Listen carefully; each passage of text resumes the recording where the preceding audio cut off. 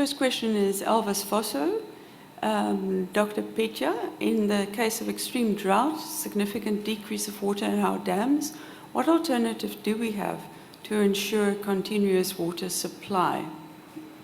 And Motong Bahlane says, beautiful presentation, Dr. Petja. How can we measure the impacts of mitigation efforts implemented? Would livelihood vulnerability index work, and to what extent? Thank you very much. Question from Elvis. We have a program on circular economy in the Water Research Commission. I'm responding to question 1. That's just before doing anything. Manage what you have and make sure that it doesn't go to loss. Wastewater reuse, wastewater futures. Let no drop of water go to waste. In that,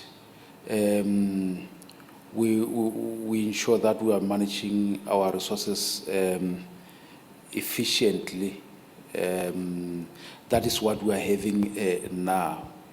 Over and above that, our groundwater is very much underutilized in cases where we have abundance of them. We did the experiments.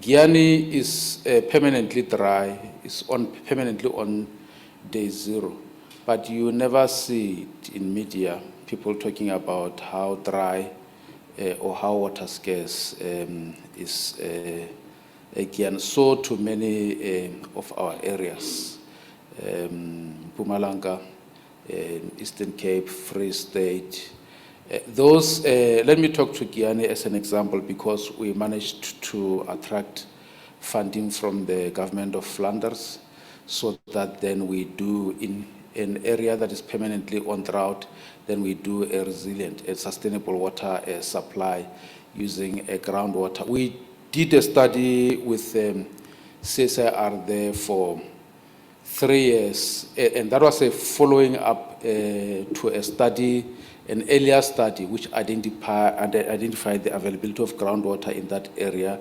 The study was funded by FP7, Framework Program 7 of European Union.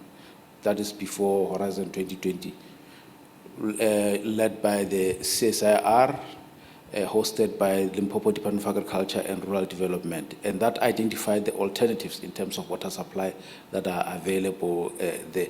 Then WRC, after that, did a follow-up study for 3 years to investigate the sustainability of that groundwater, the ability of that groundwater to be resilient, to recharge, to be recharged when continuously utilized. And the findings was such that that water can be used for domestic water supply and also to support agriculture. And hence, why we got funding from government of Flanders to do that. We have done similar interventions in Skukune and Vembe.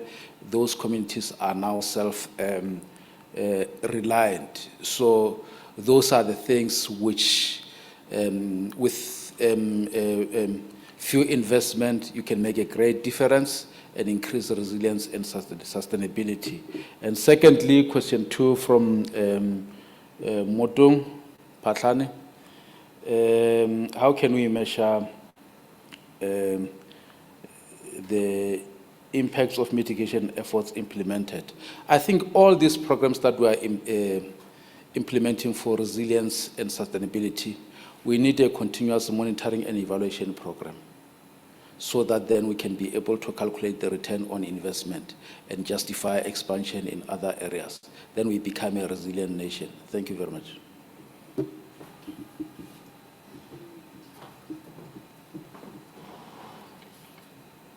Thank you very much, Dr. Petja. Any questions for Mr. Mashalani or for Dr. Petja? Um, from the floor? Yeah? Yes, sir. Thank you. Sorry for coming late. Can you just talk on the microphone, sir? Yeah, I apologize for coming late. I was turned back at the entrance that I have to get accreditation. I wish we had that yesterday. I could have done it already. My question, or it may be a suggestion, is about water. We all know, I think I missed Doctor's presentation, but we all are aware that South Africa is a water scarce country, and we are sitting here in a place which was almost facing day zero.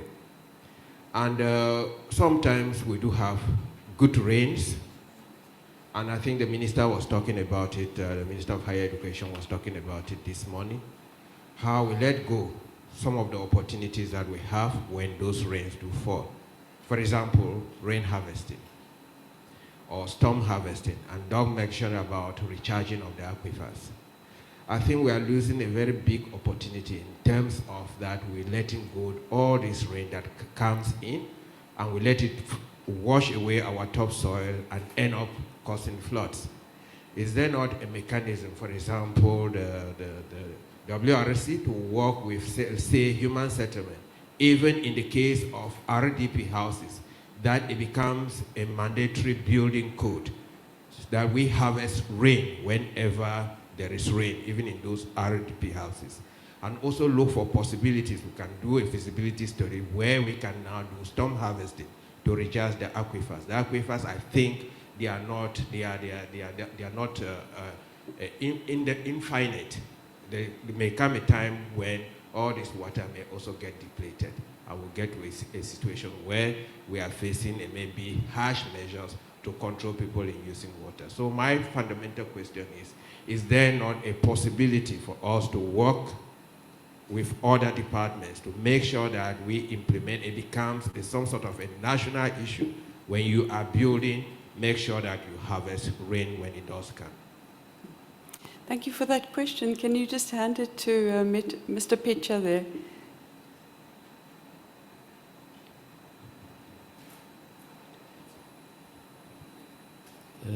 Thank you very much.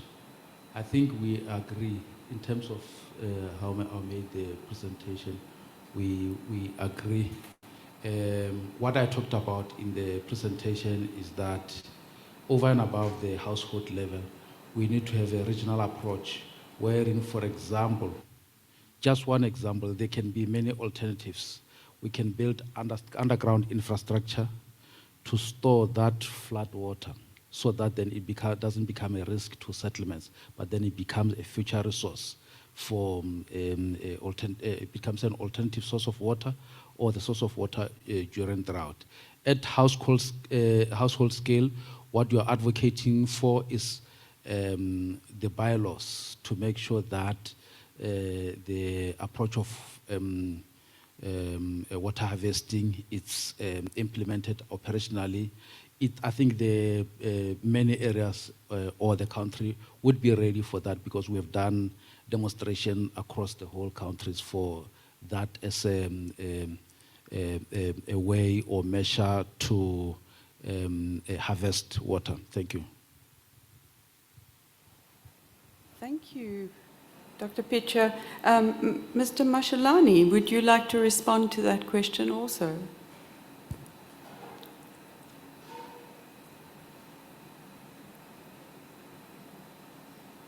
Is Okay. Mr. Mashalani Yes. also online? Yes, I'm here. Okay, go ahead. Should I start only with that question because I see the other questions on the chat? Yes, as you wish. Okay.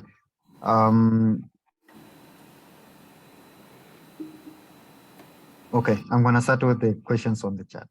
Okay. Question on the chat asks, with regard to remote sensing capabilities, to what extent have they been effective in detecting natural disasters in South Africa? Also, how have these remote sensing technologies contributed to mitigation plans? Okay, so I we believe that they're very much effective in both in early warnings, because I'm going to speak to Earth observation as a whole, not necessarily only at sunsets. For drought, ARC dispatch Umlindi, I think every month. DWS has a water information dashboard, National Integrated Water Information System, NEWIS, which uses both Earth observation derived information and ground-based information to give us early warning regarding drought.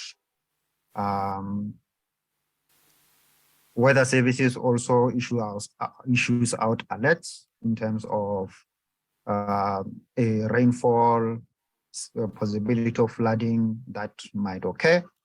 So that is where the effectiveness of this technology comes in. At the South African National Space Agency, we also have a flood risk layer, which we are distributing to municipalities, to government departments, so that they can also use it to aid. So that question of RDP houses, human settlement has the information to say which houses are at risk, and then which areas where they've built RDP houses, they've built those RDP houses within areas which can be flooded. So that is where this technology is effective in assisting. Post-flooding, remote sensing technology also assists there, because we're able to quantify to say these are the houses which got affected. And then interventions can be undertaken based on that, or not only based, but as a supplement. That is why we're working very closely with COCTA, the NDMC, the PDMCs, the COCTAs at different provinces. We work with them very closely as well, so that we are able to provide them this information very quick when they need. For mitigation in terms of reducing severity, that is the early warning part. So if, this technology being able to warn us in advance, assist decision makers to make that decision. The unfortunate part, I must really state this, the unfortunate part is that where I have been, especially at local level, where we provide them this information, they now turn to me and say, so what should we do? Or who should ensure that those people must not build there, or they must be given what the necessary tools that they need in case of a disaster happening. Unfortunately, as SANSA, we are an information entity. So the response as to how the information can be used and to aid the person on the ground, unfortunately, that is outside our mandate. We can say, Department of Human Settlement, this is the situation in this settlement. You can act on it. Department of Agriculture in the Free State, we know Free State is our food basket. This is what is happening. You can act on it. Water and sanitation, this is the situation. Can act on it. We just provide the information. The response time, the other question is, with regard to remote sensing capabilities, what is your response time? The July unrest was a rapidly evolving emergency or disaster. How fast will you be able to provide information for decisions to be made? All the disasters that we work on, apart from drought, are very time bound. They occur in a very short time period. So our response time is, we would like to improve it, but so far it has proven to be adequate. Why? Because we have partnered, we are part of the International Charter on Space and Major Disasters, which is an international body which allows us to have access to all satellite imagery vendors. That is all the companies, all the nations in the world that are part of the charter that have Earth observation or remote sensing satellite. They are part of that organization. So once a disaster is activated in South Africa, within the next 24 hours, we will start receiving the first satellite imagery. So if, say, the Jagersfontein issue, which was the latest one, activation was done on the 12th, okay, 11th night 12, and then that day, that very same day in the afternoon, we already had the first satellite imagery over the area. So that satellite imagery, then we're able to process it.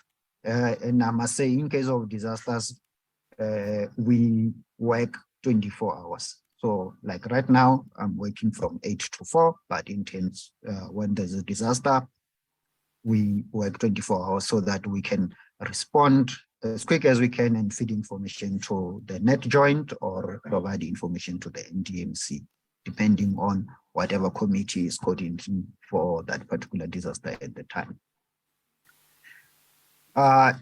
Whether we can work with other departments, we work with a lot of departments, human settlements.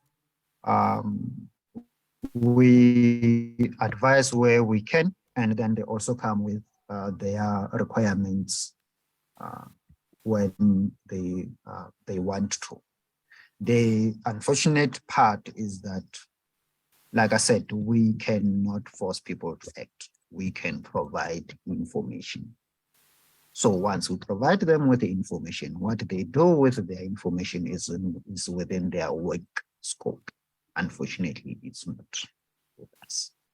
I hope I've been able to answer all the questions adequately. Thank you.